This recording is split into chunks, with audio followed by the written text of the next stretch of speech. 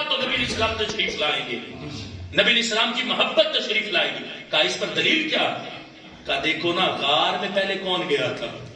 کہا صدیق اکبر گئے تھے، جا کے غار صاف کی تھی، اس کو صاف کیا، صاف کر کے پھر محبوب کو دعوت دی کہ محبوب اب آپ تشریف لائے، اب میں نے ساری غار کو صاف کر دیا. صوفیاء کہتے ہیں اگر تم چاہتے ہو تمہارے دل میں محبوب کی محبت آئے تو پہلے صدیق اکبر کی محبت سے باطن کو صاف کرو. ابو بکر کی محبت جہاں آتی ہے وہاں باطن صاف ہو جاتا ہے. وہ باطن پاکیزہ پڑا ہے جس میں صدیق اکبر کی محبت آتی، اور جہاں صدیق اکبر کا بغض ہو وہ باطن گندا پڑا ہے، پلیت پڑا ہے، اس کا نفس کمینہ پڑا ہے. خوش قسمت ہو کہ اللہ نے پہلے حضرت صدیق اکبر کی محبت سے ہمارے باطن کو پاکیزگی عطا فرمائی، اور پھر صدیق اکبر کے توسل سے اللہ نے ہمارے سینے میں آمنہ کے لال کی محبت عطا فرمائی.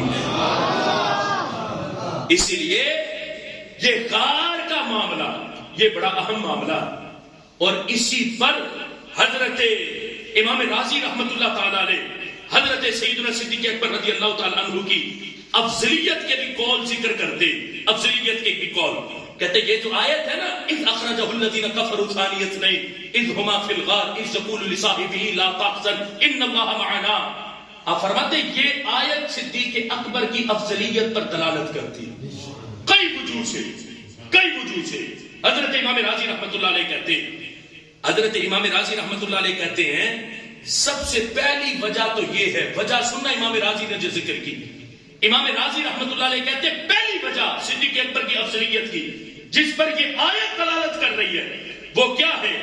آپ فرماتے ہیں جب غار کی طرف گئے تو خوف تھا کفار کا کہ وہ معاذ اللہ نبی علیہ السلام کو شہید کر دیں گے. تو کہا اگر نبی علیہ السلام صدیق اکبر کے باطن پر قاطع نہ ہوتے، یعنی صدیق اکبر کو ابو بکر کے باطن پر یقین نہ ہوتا تو اتنے کٹھن اور مشکل سفر میں صدیق اکبر کو کبھی بھی اپنے ساتھ نہ لیتے. یہ امام راضی کہہ رہے ہیں، میں نہیں کہہ رہا، امام راضی کہہ رہے ہیں، کہتے کبھی بھی نبی علیہ السلام اس مشکل اور کٹھن سفر پر حضرت صدیق اکبر کو ساتھ نہ لیتے. اگر صدیق اکبر کے باطن پر نبی علیہ السلام کو یقین نہ ہوتا، کہتے ہیں جب ساتھ لیا تو یہ ساتھ لینا اس بات کی دلیل ہے. کس بات کی؟ کہ دل علی انہ علیہ السلام کان قاطعا بان باطنہ علی وقف ظاہری، کہا نبی علیہ السلام حضرت صدیق اکبر کے باطن پر یقین رکھتے تھے کہ جو صدیق اکبر کا ظاہر ہے وہی ابو بکر کا باطن بھی ہے. سبحان اللہ. کہ ابو بکر کے باطن پر گواہی نبی علیہ السلام پیش کر رہے. کیا شان ہے اس صدیق اکبر جس کے باطن کی گواہی نبی علیہ السلام پیش کرے.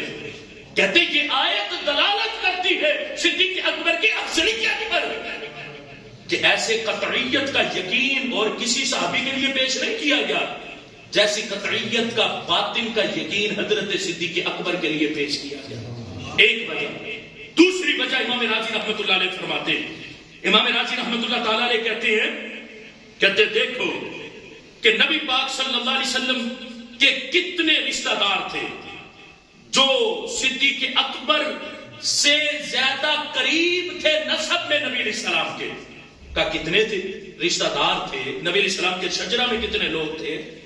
کہا لیکن اس سفر کے لیے نبی علیہ السلام نے اپنے کسی اور رشتہ دار کو نہیں چنا، اس سفر کے لیے چنا بھی تو صدیق اکبر کو چنا.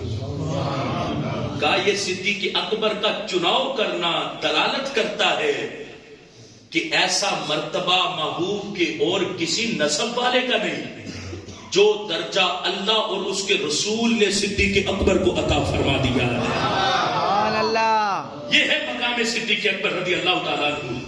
پھر دیکھو نا امام راضی رحمت اللہ تعالیٰ علیہ آپ فرماتے کہ مقام ہے اس آیت میں ثانی اثنین کا، دو میں سے دوسرا، دو جان سے. اعلیٰ حضرت نے جو لکھا دو جان سے، دو میں سے دوسرا.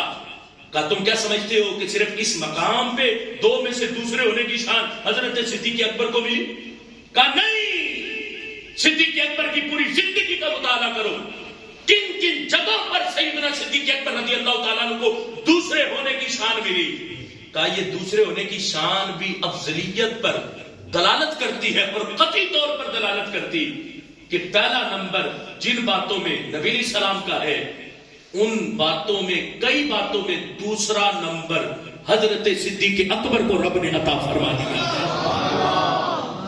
اس میں دیکھو حضرت امام راضی رحمت اللہ تعالی علیہ فرماتے کہتے علماء نے اس بات کو ثابت کیا کہ انہ رضی اللہ تعالیٰ عنہ کان ثانی محمد فی اکثر المناصب الدینیہ. دیکھو نا امام راضی کے قول کی برکت کتنی اور قول کا انداز کیا ہے. امام راضی کہتے علماء نے ثابت کیا کہ حضرت سیدنا صدیق اکبر ثانی محمد تھے. ثانی محمد صلی اللہ علیہ وسلم. اگر صرف اتنا کہہ کے چپ کر جاتے نا تو مرزے کو رستہ مل جاتا. وہ کانا دجال مرزا قادیانی اس کو رستہ مل جاتا. اس نے اپنی کتابوں میں لکھا, اس نے کہا میں تو ثانی محمد ہوں, میں تو ثانی محمد بن کے آیا ہوں. اگر امام راضی صرف اتنا قول کر کے چپ کر جاتے تو پھر مرزے کو رستہ مل جاتا. لیکن اتنے سال پہلے امام راضی نے پورا جملہ لکھ کر مرزے کا رستہ بھی بند کیا. کہا صدیق اکبر ثانی محمد ہے تو کس میں؟ کافی اکثر المناصب الدینیہ کا مناسب دینیہ میں ثانی محمد ہے. ویسے ثانی محمد نہیں, مناسب دینیہ میں اکثر مناسب دینیہ میں ثانی محمد صلی اللہ علیہ وسلم ہے. کیسے؟ آپ فرماتے ہیں کہ پہلی شان دیکھو کہ جب نبی پاک صلی اللہ علیہ وسلم کو بھیجا گیا مخلوق کی طرف, نبی علیہ السلام نے اسلام کی دعوت کو پیش کیا. کا سب سے پہلے اس دعوت کو صدیق اکبر نے قبول کیا. پہلے نمبر پر دعوت کس نے دی؟ اسلام کی, نبی علیہ السلام نے. کا نبی علیہ السلام کے بعد پھر اسلام کی دعوت دوسرے نمبر پر کس نے دی؟ کا وہ کائنات میں دوسرا درجہ حضرت صدیق اکبر کا. اس میں ثانی اثنین ہے حضرت صدیق اکبر کہ دوسرے نمبر پر حضرت صدیق اکبر رضی اللہ تعالی عنہ نے دعوت اسلام پیش کی. پہلے نمبر پر نبی علیہ السلام نے, محبوب کے بعد دوسرے نمبر پر جس نے دعوت اسلام کو پیش کیا وہ حضرت صدیق اکبر کی ذات گرامی. اور کیسے؟ امام راضی نے لکھا کہ عشرہ مبشرہ کے 10 صحابہ میں سے 5 صحابہ نے صدیق اکبر کی دعوت پر اسلام کو قبول کیا. 10 صحابہ میں سے 5 صحابہ نے حضرت صدیق اکبر کی دعوت پر اسلام قبول کیا. یہ ہے ثانی اثنین ہونے کی شان. امام راضی رحمت اللہ تعالی علیہ فرماتے صرف یہی نہیں, آپ فرماتے پھر دیکھو جس بھی غزوہ میں نبی پاک صلی اللہ علیہ وسلم تشریف لے گئے, کہا وہ ذات جو ہر غزوے میں نبی علیہ السلام کے کندھے کے ساتھ کندھا ملا کے کھڑی رہی, محبوب کی خدمت پر معمور رہی, محبوب سے کبھی بھی جدا نہیں ہوئے. امام راضی کہتے ہیں وہ کون ہے؟ کہا وہی تو ہیں جو ثانی اثنین ہیں, وہ دوسری ذات حضرت سیدنا صدیق اکبر کی ذات گرامی. اور یہ تو تاریخ الخلفاء کے اندر حضرت مولا علی کا فرمان بھی موجود ہے. حضرت مولا علی رضی اللہ تعالیٰ اپنی رعایا سے پوچھا تھا من اشجع الناس, لوگوں یہ بتاؤ سب سے بڑا بہادر کون ہے؟ لوگوں نے کہا انت یا علی, اے علی آپ سب سے بہادر ہو. حضرت مولا علی نے کہا میں نے اشجع پوچھا ہے, شجاع نہیں پوچھا. کا شجاع اور اشجع میں فرق ہے. اشجع بہادر کی سپرلیٹو ڈگری. کا یہ بتاؤ دنیا میں سب سے بڑا بہادر کون ہے؟ لوگوں نے کہا انت یا علی آپ ہو. آپ نے فرمایا نہیں, شجاع نہیں اشجع پوچھا. لوگوں نے کہا علی آپ ہی بتاؤ کون ہے؟ حضرت مولا علی رضی اللہ تعالیٰ عنہ آپ کی آنکھوں میں آنسو آ گئے. آپ نے فرمایا جن کی بہادری کے میں بھی ناز کرتا ہوں وہ بہادری میرے یار حضرت سیدنا صدیق اکبر کی بہادری ہے. سبحان اللہ. مانا آتے صدیق اکبر نے خیبر کا دروازہ اکھیڑ دیا ایک ہاتھ سے, مانا اپنے بت کو بچھاڑ دیا حضرت مولا علی نے, مانا حضرت مولا علی رضی اللہ تعالی عنہ کی تلوار سے ہر غزوے ہر جنگ میں مولی گاجروں کی طرح کفار کو حضرت مولا علی نے کاٹا ہے. لیکن حضرت مولا علی سے تو پوچھو مولا علی آپ کس کی بہادری کی تعریف کرتے ہو؟ تو حضرت مولا علی بھی کہتے ہیں میں جس کی بہادری کی تعریف کرتا ہوں وہ میرے یار حضرت صدیق اکبر کی بہادری. حضرت مولا علی نے 2 واقعات بھی پیش کیے, طوالت کی وجہ سے وہ نہیں پیش کر رہا, اختصار کر رہا ہوں. حضرت امام راضی رحمت اللہ علیہ کہتے ہیں جو ہر بار ہر غزوے میں جس کی تلوار محبوب کی خدمت کے لیے ہمیشہ لہراتی رہی, کبھی قدم میں لغزش نہ آئی. کہا جب اعلان ہوا تھا بدر کے میدان میں کہ کون نبی علیہ السلام کے خیمے کی حفاظت کرے گا, مولا علی کہتے میرا بھی عشق بھی بہادری سے فتوے لے رہا تھا, فتوے پہ مسئلے پوچھ رہا تھا بہادری سے. عشق تو کہتا تھا کہ حفاظت کر, لیکن عشق کہتا تھا پہلے بہادری سے تو پوچھ, کام بہت بڑا, محبوب کی حفاظت کرنی, کیا کر لے گو کہ نہیں کرو گے؟ کہا بھی ہم سارے عشق ہمارا بہادریوں سے پوچھ رہا تھا کہ حضرت صدیق اکبر کی تلوار نیام سے نکل کر محبوب کے سر پہ لہرا رہی تھی کہ کوئی حفاظت نہ کرے محبوب کی, ابو بکر تنہا اپنے محبوب کے خیمے کی حفاظت کرے. یہ ہے حضرت سیدنا صدیق اکبر کی بہادری.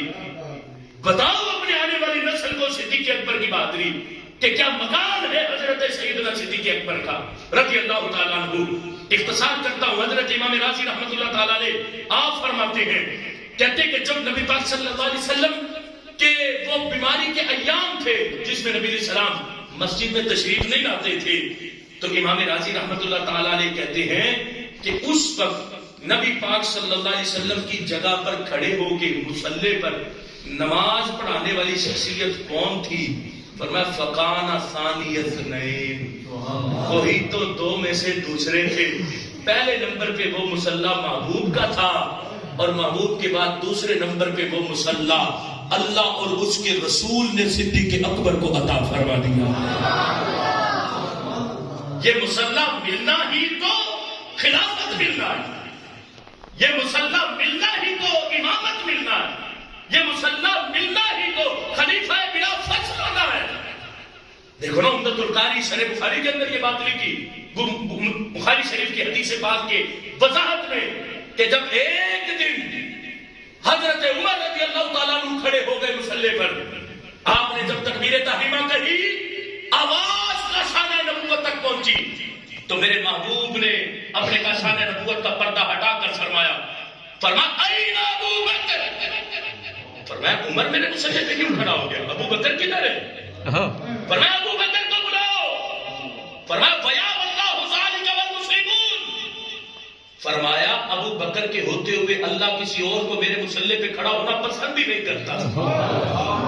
فرمایا ابو بکر کو بلاؤ. این ابو بکر, ابو بکر کدھر ہے؟ ابھی بھی سوچتے ہو کہ مصلی کس کا ہے اور محلہ کس کا ہے؟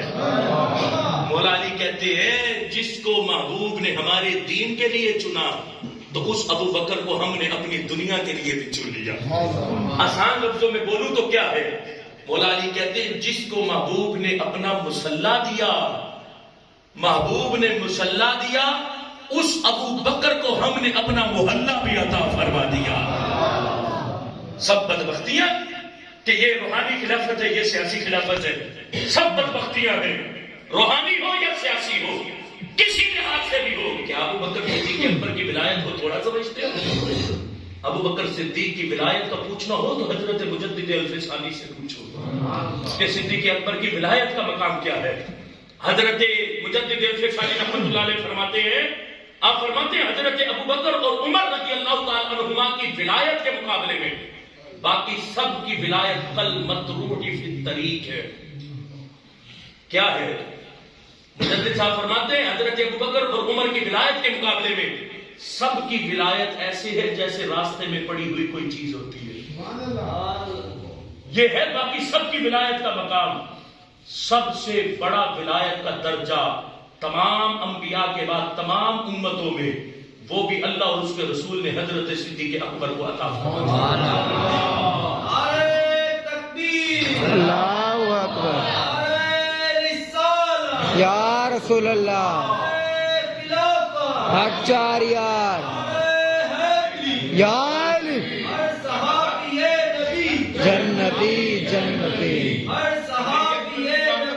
جنتی جنتی,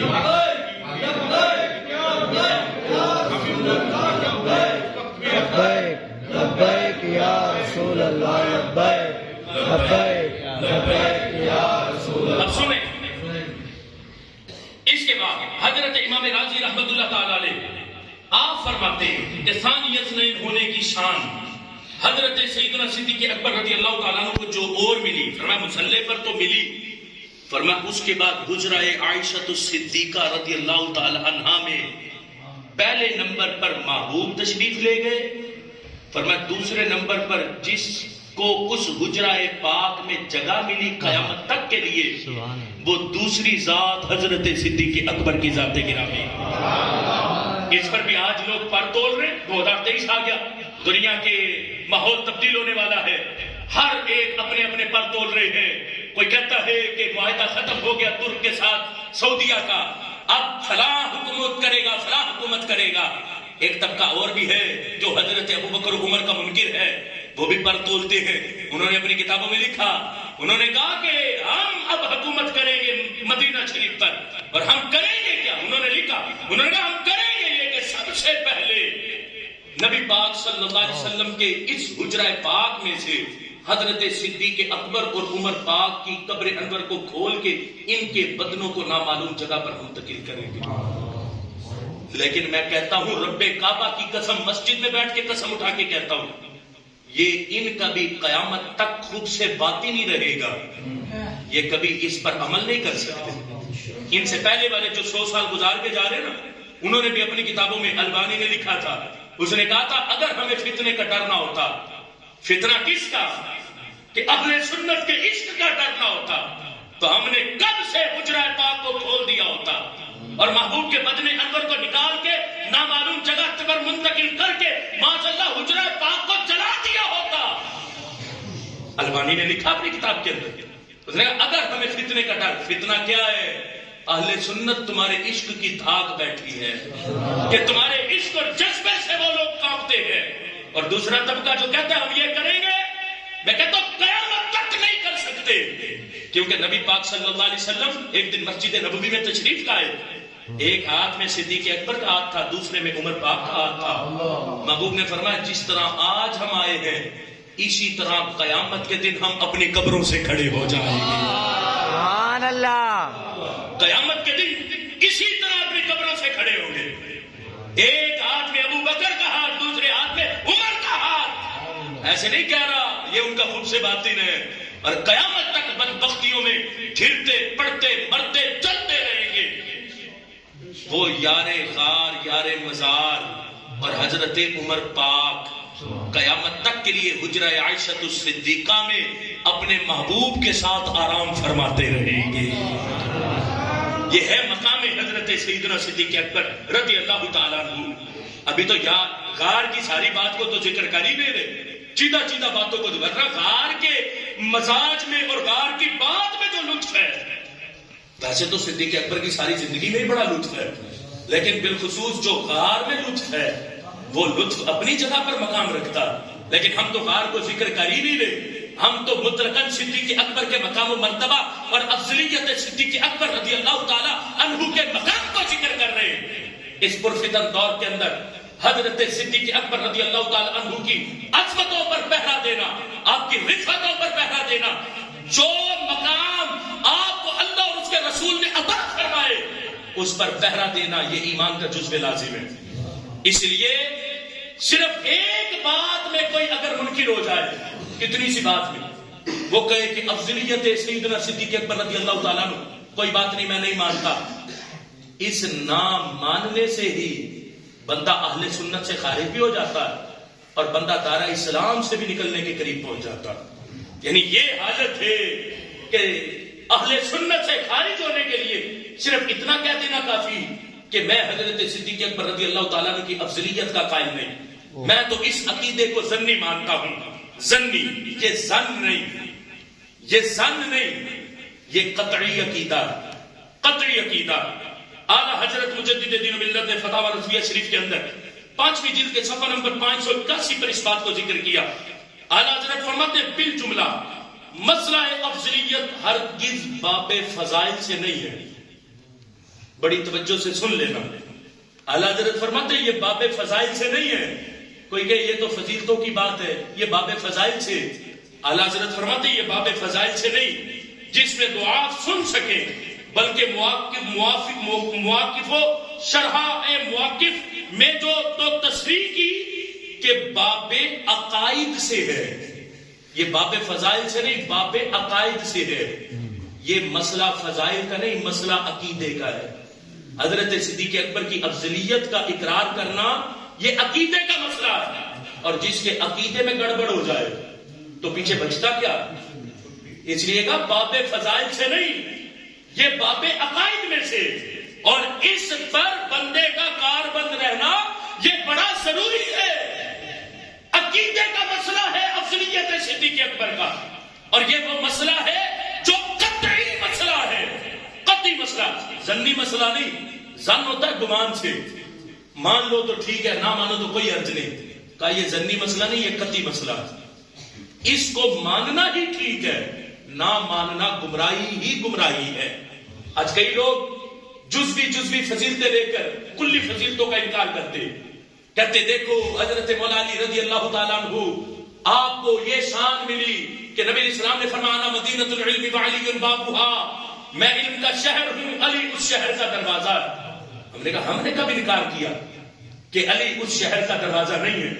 بالیقین ہم اقرار کرتے ہیں کہ حضرت علی اس شہر کا دروازہ ہے، لیکن اس فضیلت سے حضرت ابو بکر صدیق کی افضلیت کا تو انکار نہیں کیا جا سکتا۔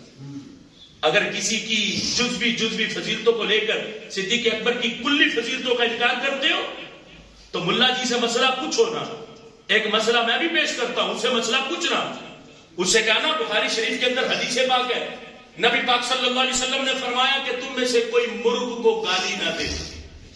یہ جو مرغ ہے نا، مرغ دو قسم کے ہیں بھائی، ایک فارمی ہے ایک دیسی۔ بات فارمی کی نہیں، بات دیسی کی ہے۔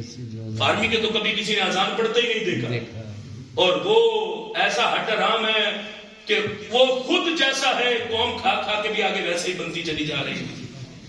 وہ اذان نہیں پڑھتا، اس نے کبھی اذان نہیں دی۔ بات دیسی مرغے کی ہے۔ محبوب نے فرمایا تم میں سے کوئی مرغے کو گالی نہ دے۔ کیوں؟ محبوب نے فرمایا وہ اذانیں دیتا ہے، اور اذان دے کے تمہیں نماز کے لیے بیدار کرتا، اور مرغے کی شان کیا ہے؟ وہ ایسے اذان نہیں دیتا، میرے آقا نے فرمایا وہ فرشتے کو دیکھ کر اذان دیتا ہے۔ اب پوچھنا، جو کسی کی جزوی فضیلت کو لے کے کلی فضیلت کا انکار کرے، اسے کہنا کہ یہ مسجد کا ملا تو گھڑی کو دیکھ کے اذان دیتا، اور وہ مرغا تو فرشتے کو دیکھ کر اذان دیتا، تو پھر تو اس مولوی سے جو انا مدینۃ العلم والی بابوا والی حدیث کو لے کر حضرت صدیق اکبر کی افضلیت کا منکر ہوتا، اسے کو تجھ سے تو پھر یہ مرغا کی روایت اچھا، پھر تو مرغے کو اچھا کہنا چاہیے کہ تجھ سے تو مرغا اچھا ہے، کہ جس کو فرشتہ نظر آتا اور تجھے تو فرشتہ نظر نہیں آتا، تو گھڑیوں کا محتاج ہے، گھڑی دیکھے گا تو اذان دے گا، اور وہ فرشتے کو دیکھ کر اذان پڑھتا۔ اب کرو انکار کہ نہیں مرغا تو انسان سے اچھا ہے، وہ چاہے فرشتے کو دیکھ بھی لے، لیکن اس کی اس جزوی فضیلت سے انسان کی کلی فضیلت کا تو انکار نہیں کیا جا سکتا۔ چاہے فرشتے کو بھی دیکھے، ہے تو پھر بھی مرغا، اشرف المخلوقات تو نہیں بن گیا۔ انسان اگرچہ فرشتے کو نہ دیکھے، لیکن پھر بھی اللہ نے اسے اشرف المخلوقات بنایا، اس لیے اس کی جزوی فضیلت کو لے کر اس کی کلی فضیلت کا انکار نہیں کیا جا سکتا۔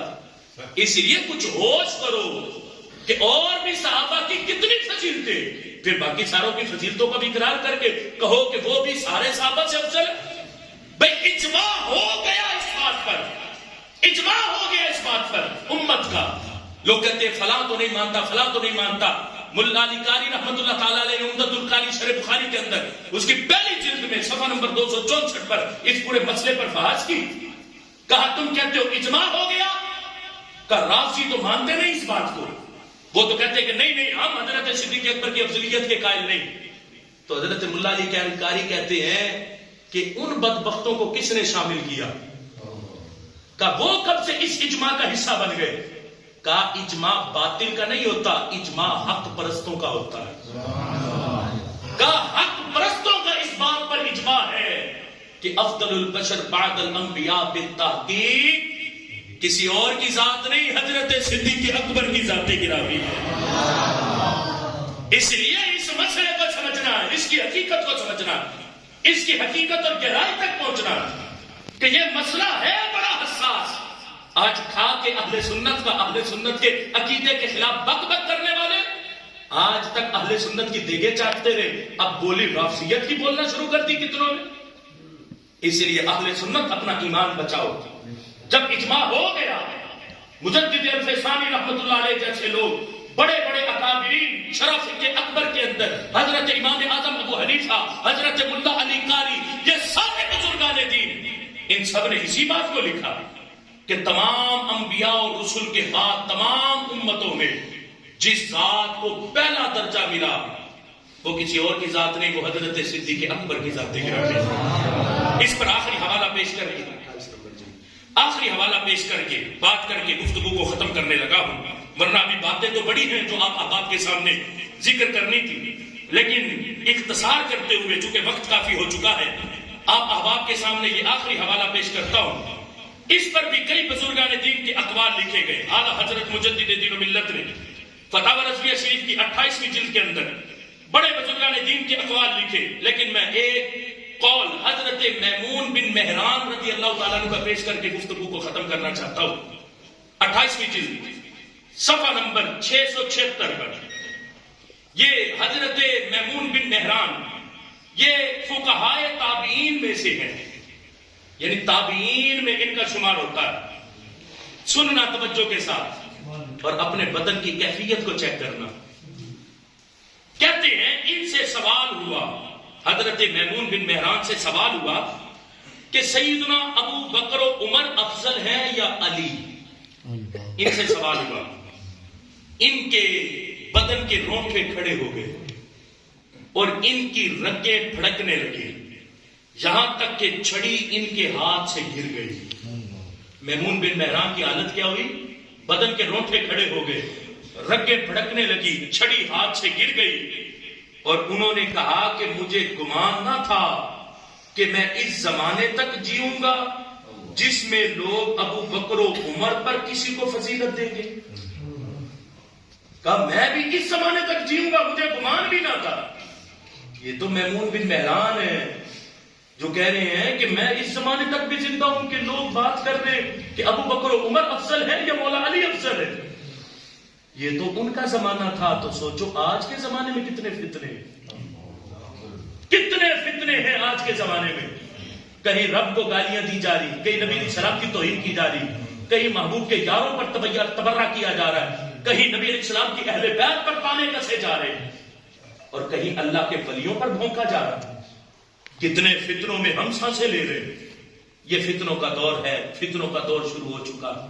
ہر روز نیا فتنہ امت کے سامنے منہ کھولے کھڑا ہو جاتا ہے. اس لیے اہل سنت ہماری ذمہ داریاں پہلے سے کروڑ درجے بڑھ چکی. پہلوں پر ذمہ داریاں تھیں, وہ نبھا کے چلے گئے. اب اس پرفتن زمانے کے اندر ہم جی رہے, تو ذمہ داریاں بھی ہم پر پڑی. ہمیں اپنی ذمہ داریوں کا احساس کرنا ہے, ہمیں توجہ کرنی ہے کہ کون سے فتنے کا مقابلہ میں نے کیسے کرنا.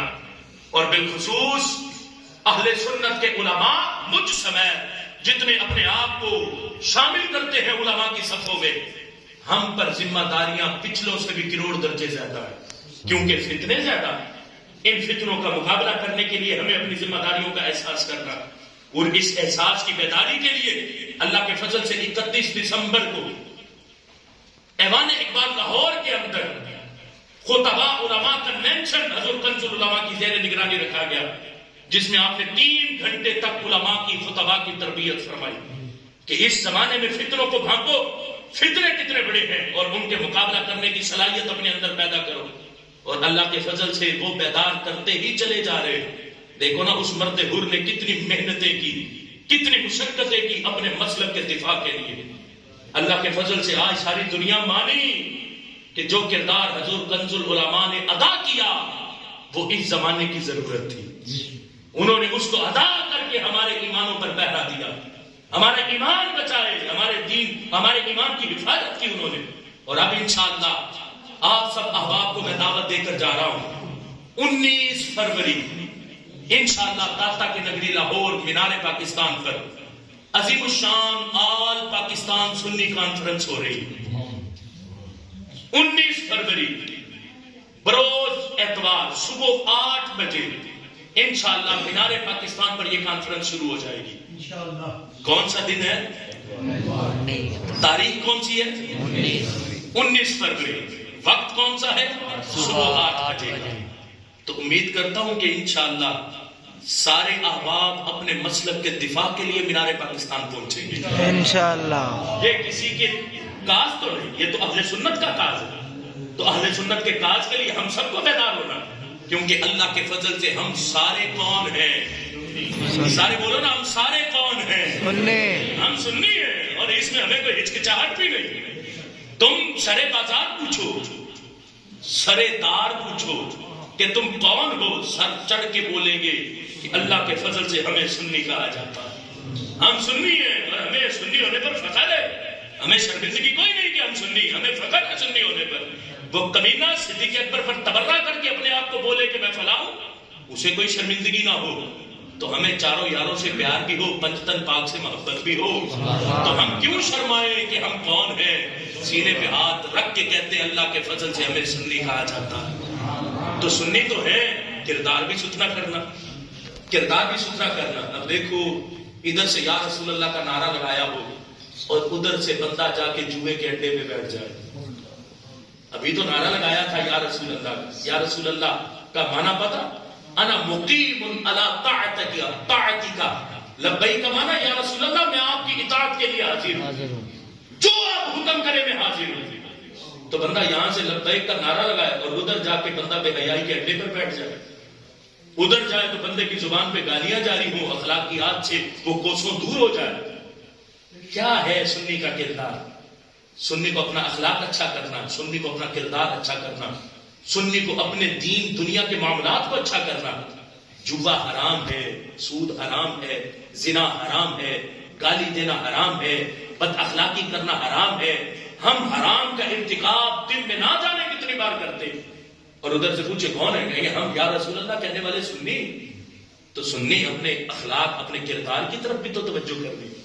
آج دیکھو چلتے پھرتے ہم لوگ اپنی زندگی اپنے ہاتھوں سے برباد کرتے چلے جا رہے ہیں.